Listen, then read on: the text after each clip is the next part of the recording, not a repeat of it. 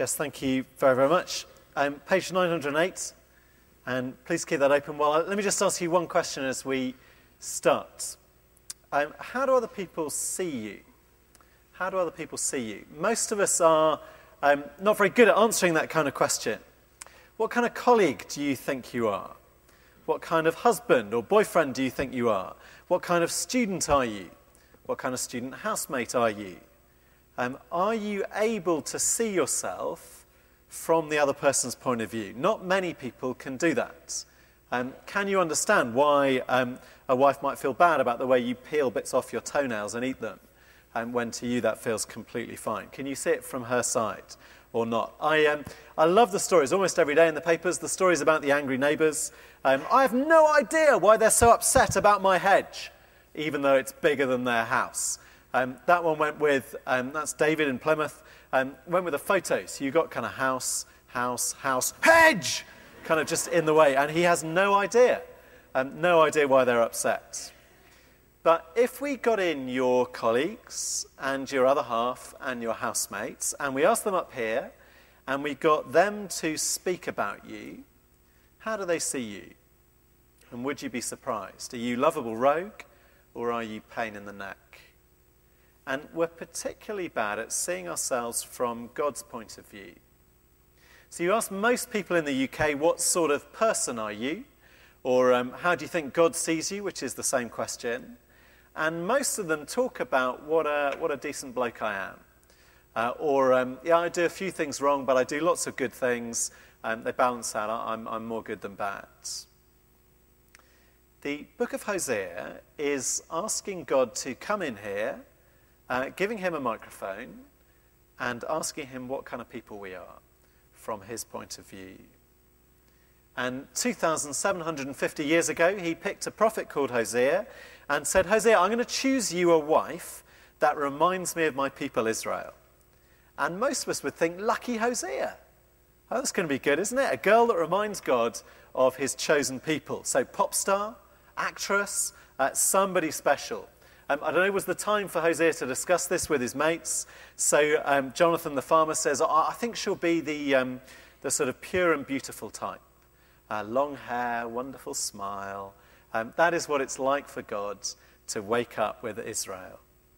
But Shebna from the shop says, no. She'll be more interesting than that. She'll be dazzling and quirky. She'll make people stop and look. She'll make you laugh all the time. God wakes up every morning, looks at us, and it cheers him right up. And look what God says in verse 2. Go, take to yourself a wife of whoredom, and have children of whoredom, for the land commits great whoredom by forsaking the Lord. And that's a shock, isn't it?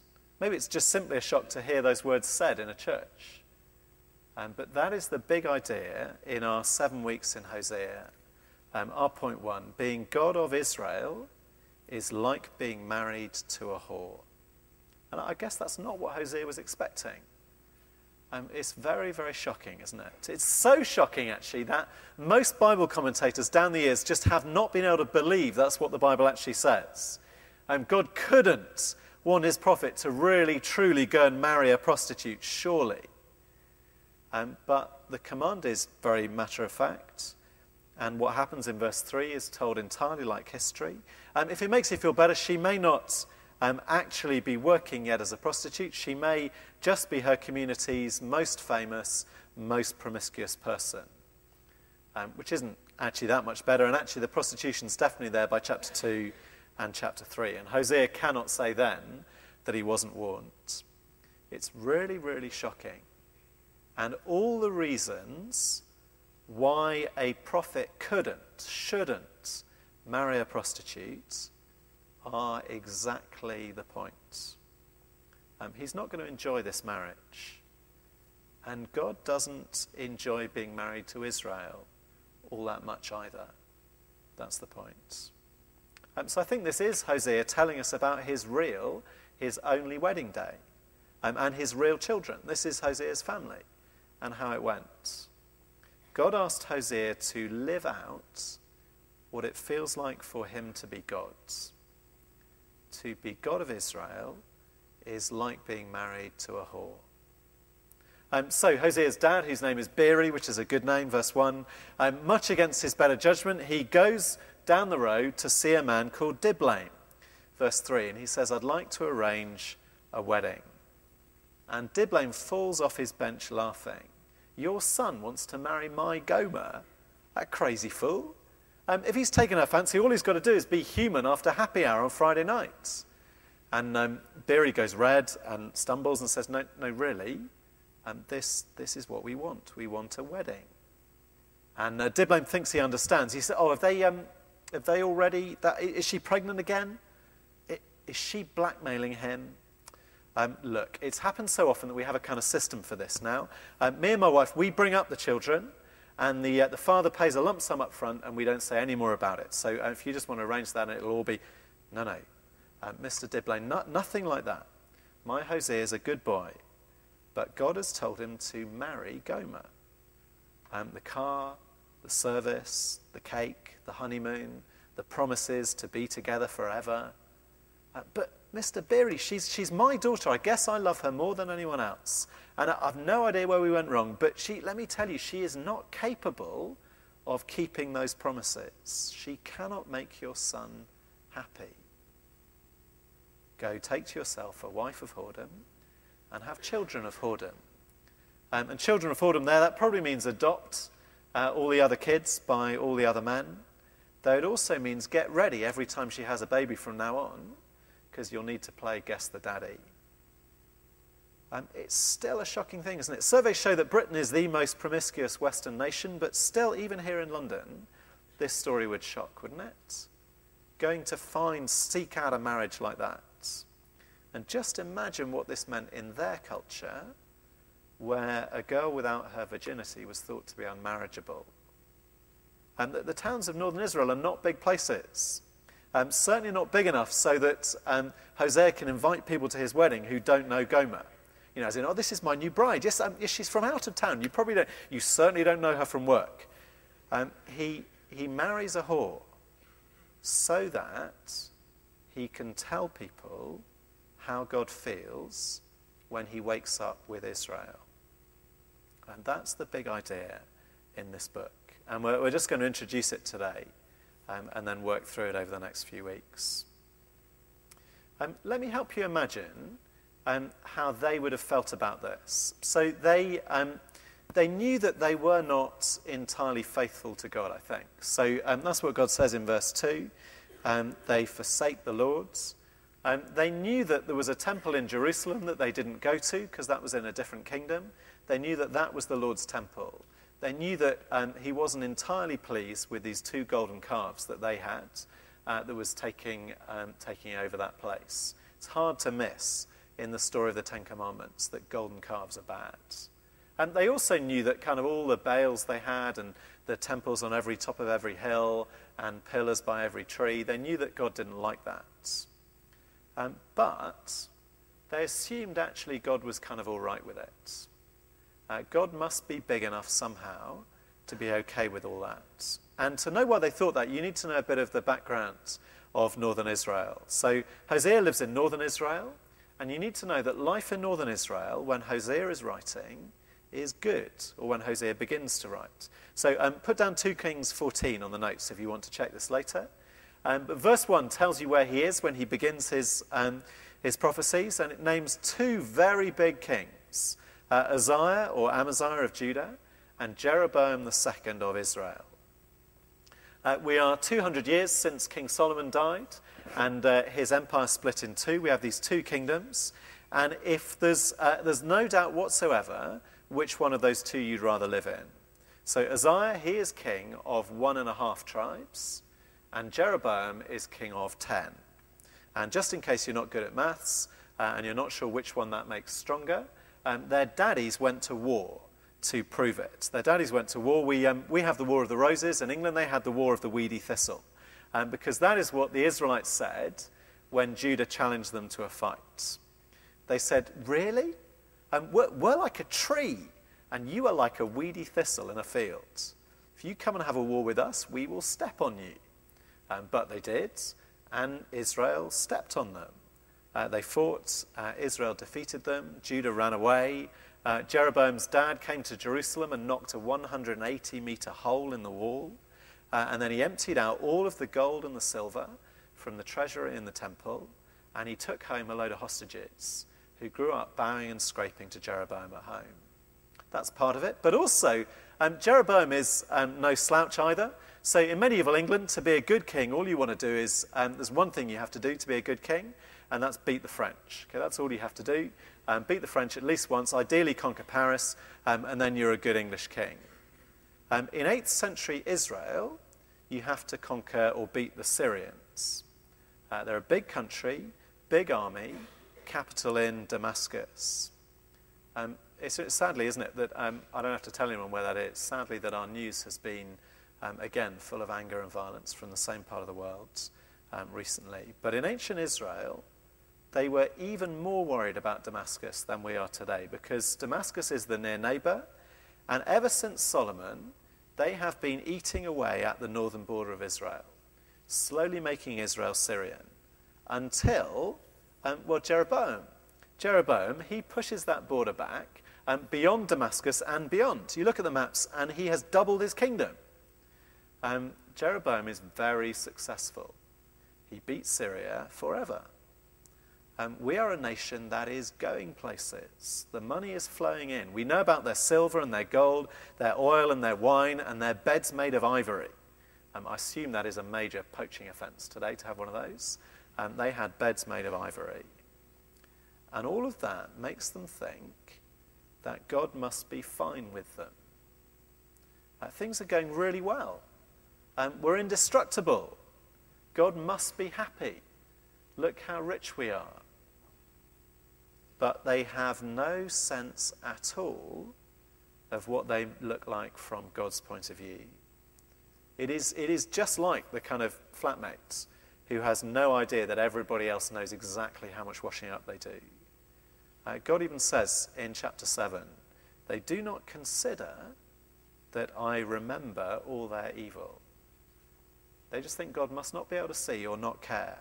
Externally, life looks okay, so I must be getting away with it in the relationship. If her car is still in the garage, then our marriage must be fine. Clearly she is happy. It's easy to think that, isn't it?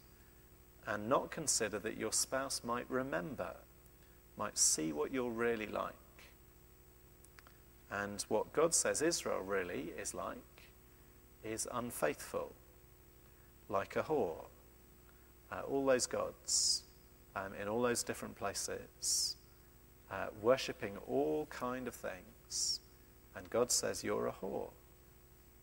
It's strong language, isn't it? I wonder if we feel that is acceptable language for God to use about people. I wonder if we can see it from God's point of view and how it must feel for him. And more than that, of course, all the way through this series, we have to work out whether we're going to see this as a 21st century problem as well as an 8th century problem. See, I guess not many of us worship golden statues, though a few will have relatives that do, if we're from certain parts of the world, and quite a few more of us, again, will have relatives who worship their ancestors from a different part of the world. But whether that is us or not, the Bible says that all of us are prone to idolatry, prone to worship things, which is to say all of us forsake the Lord, verse 2, to worship something else. We pick from all the things God has made, we pick something else to worship. So, for instance, one of the horrible things about all the redundancies happening at the moment is that for lots of people, their job is not just their job. It's something they found out when they lose it. Terrible enough to lose your job and your income, and I know there's people here who've been through that. But how much worse if you lose your job and you discover your job was your life or your God? If you discover you only ever felt good about yourself because you had that kind of job, or if you had such high expectations of your job that you expected your job would keep you happy and keep you safe forever. Horrible, isn't it, when your God lets you down? So we're going to begin just trying to work out over these weeks what we worship. I've collected a series of questions to ask. You might want to write these down. If you're very brave, you might want to ask other people these. To work out what it is you're tempted to worship instead of God's.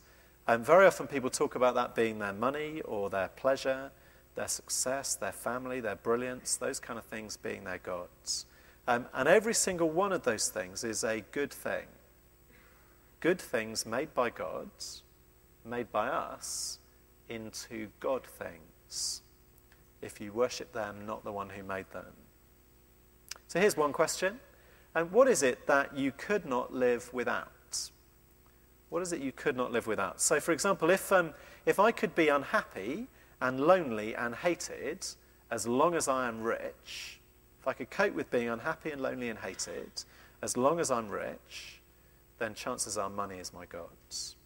Or other way around, if I could be poor and a failure as long as everybody likes me, then chances are popularity is my gods.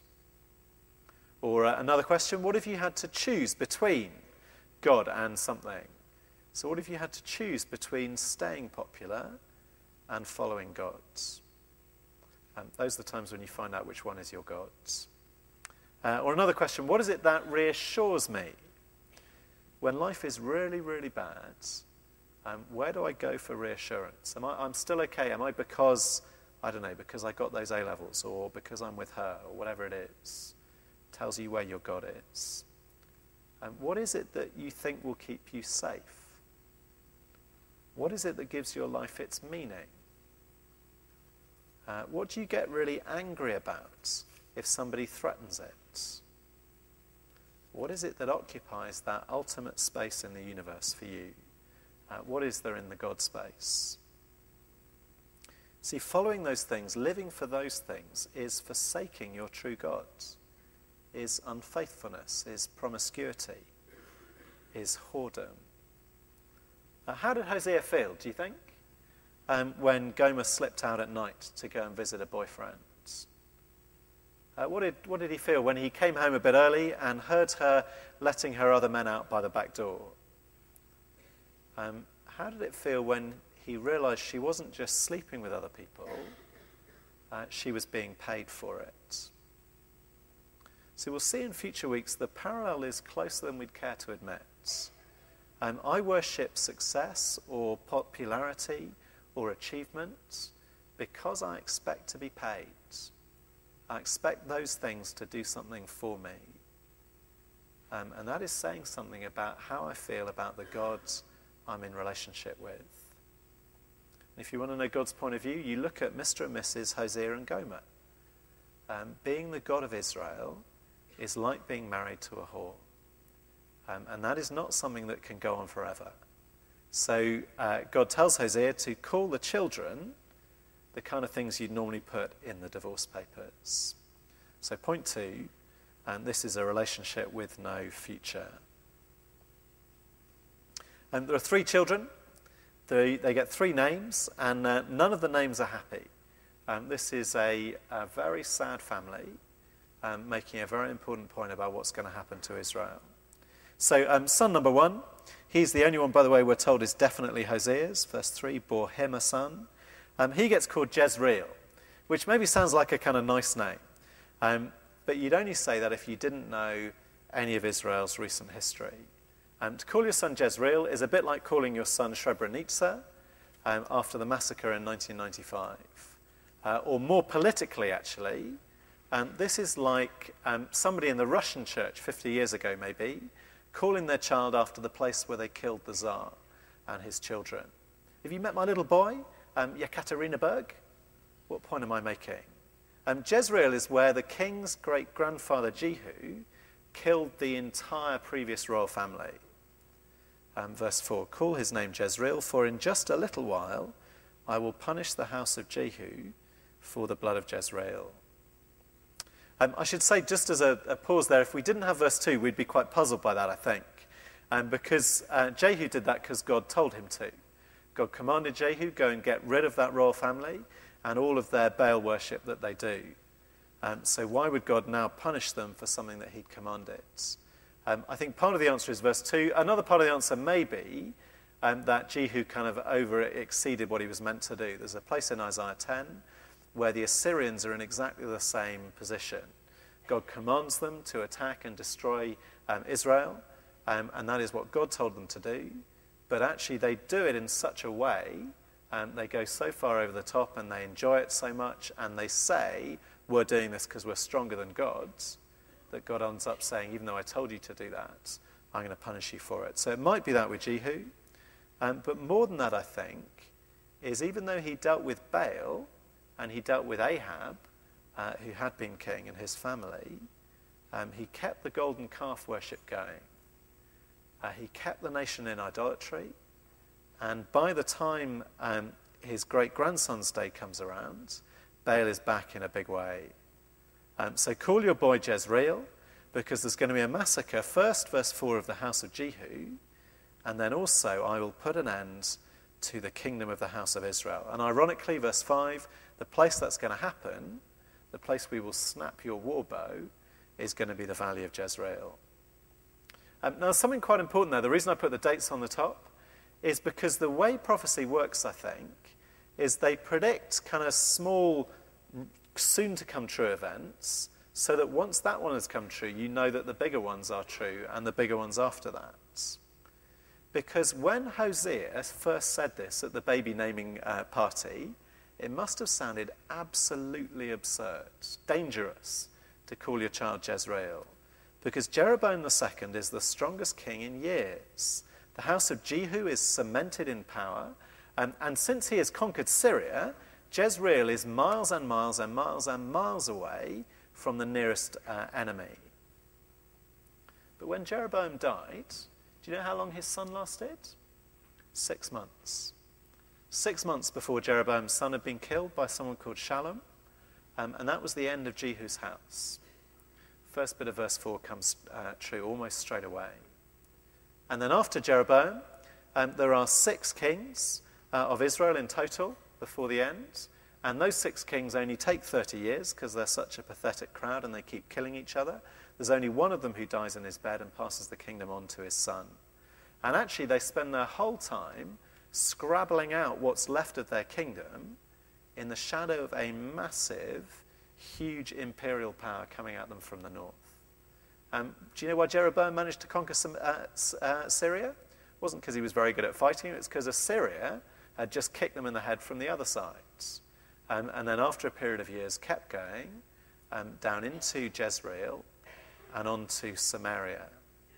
And 722 BC, at the end of a 3-year siege, the last king of Israel, in the last capital of Israel, is captured and taken away.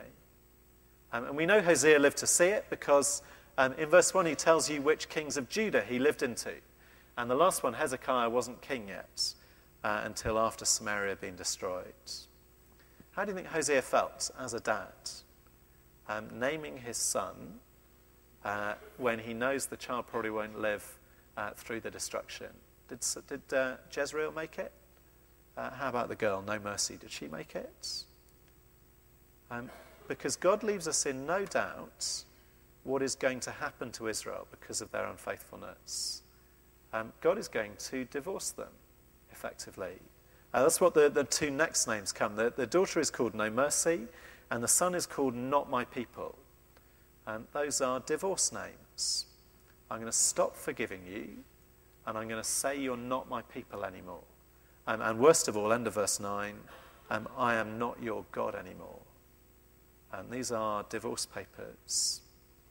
And again, you can see they'd have struggled to take him seriously as he explained those names. Verse 6 and verse 7 talks about a day when God will stop having mercy on Israel, despite all his big promises in the past. He's going to stop being merciful, but somehow little weedy thistle Judah is going to survive. That doesn't seem very likely. He will have mercy on Judah. He won't have mercy on Israel. He'll save Judah by the Lord their God, but not by bow or sword or war or horses or horsemen. Israel have the army. Judah are little and weedy. Do you really think there's going to be a day? Until it happens, of course. when Assyria comes stomping through Israel and down and surrounds Jerusalem. And Hezekiah the king is besieged in Jerusalem and is worried. And the prophets there say, don't worry. And overnight, thousands and thousands of Assyrians just die. There's no battle. Thousands of them die and they all go home. Because God can save. And Judah goes on, little weedy Judah, goes on for hundreds of years. God, through the family, it's a grim family, isn't it? A grim marriage. Children's name means something worse. It means divorce for this whole nation. And it is 30 years away or so, at the end of the covenant. What do you think? Does it feel right? Does it feel right that our point 1 should lead to our point 2? That if the marriage feels like you're married to a whore, the right thing to do is to end it. Make it a relationship with no future. I meet lots and lots of people who say that wouldn't be right for God to do that. That isn't how God should operate. Partly because we think we're such good people and we've no idea what we're really like, how God would see us. It's partly because we think God shouldn't be so small-minded somehow. It's partly because we have this idea that God is like the school book monitor or something, weighing stuff up in the scales.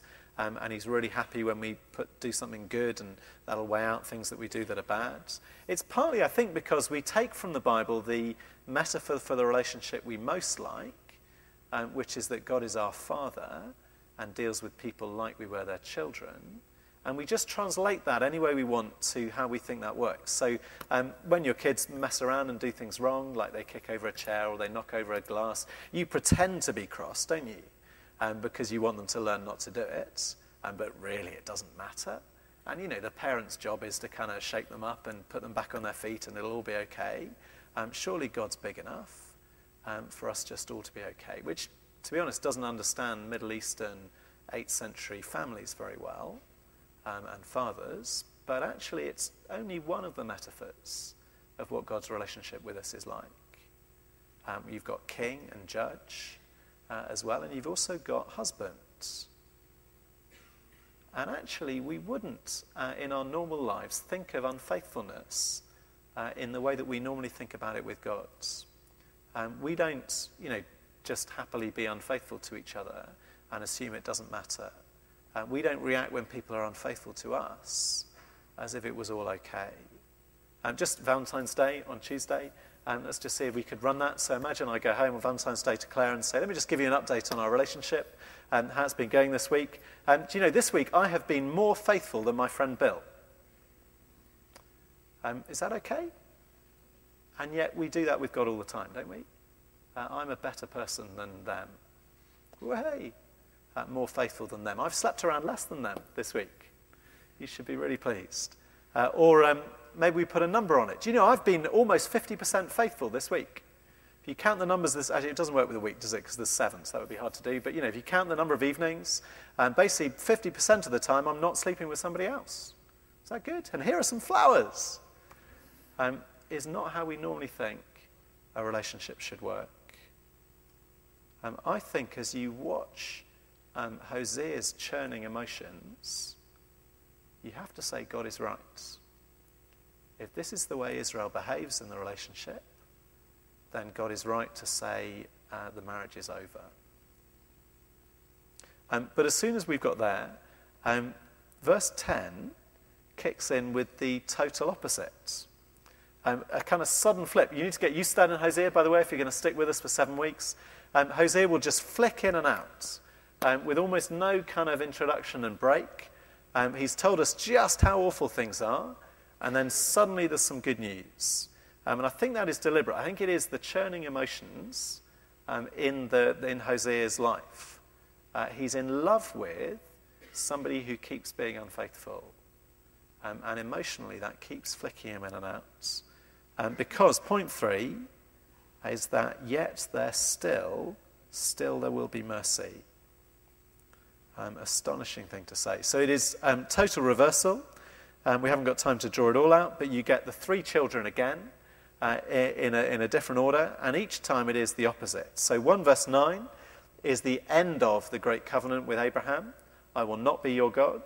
But verse 10, if you know the Old Testament a bit, you know that is lifted straight from God's promises to Abraham. There will be as many children as the sand of the sea. In fact, there'll be so many people, and it'll be in that valley, that day of Jezreel. And Jezreel will become a happy name.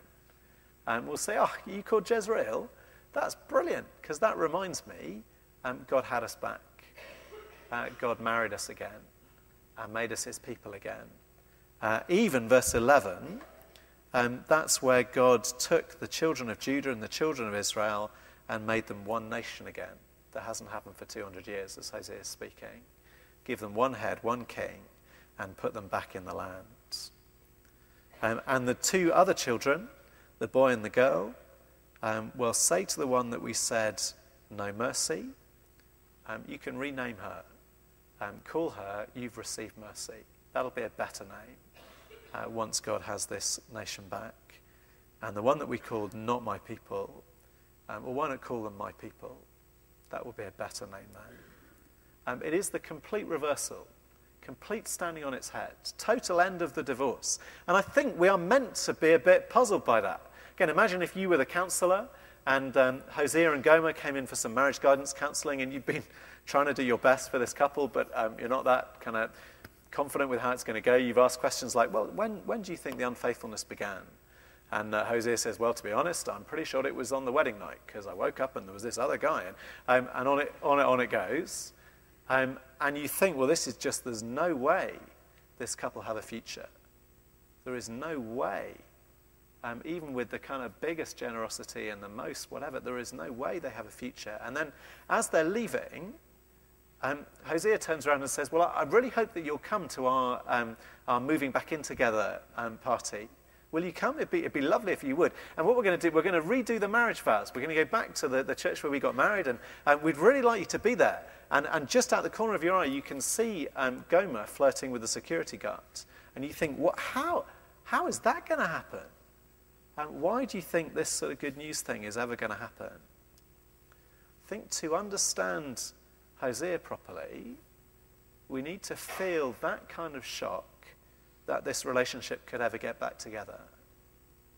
For God to have people back is not like sort of wiping the snotty nose of a child.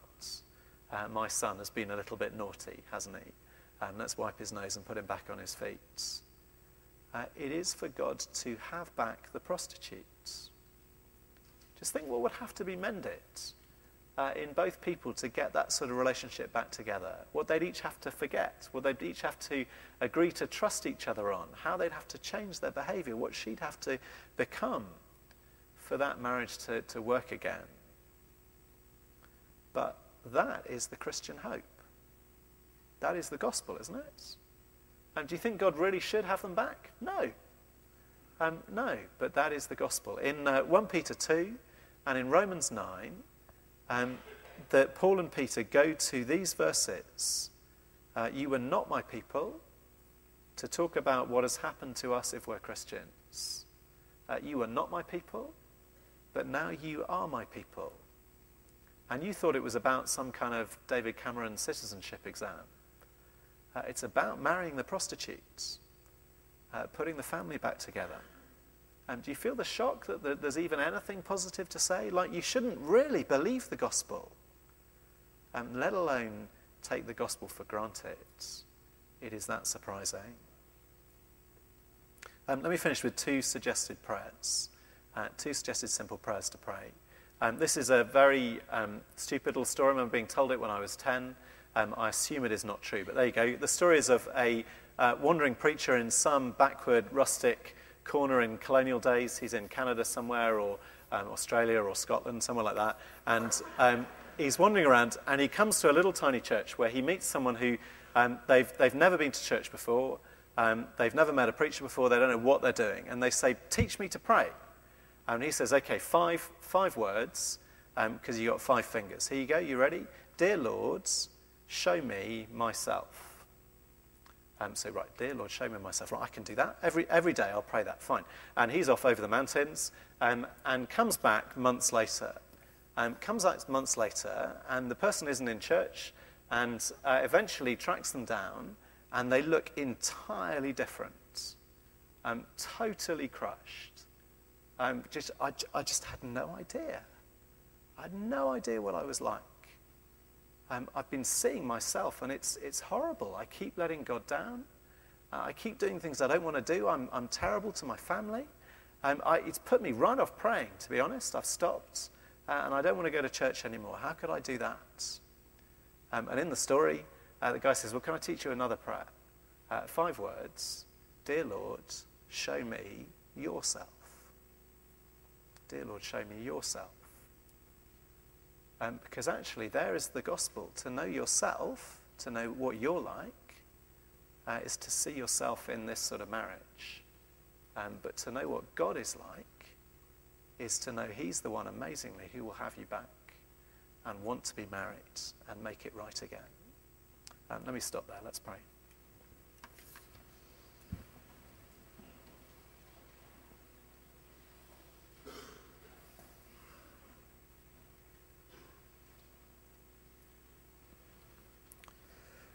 Father God, I pray you would help us.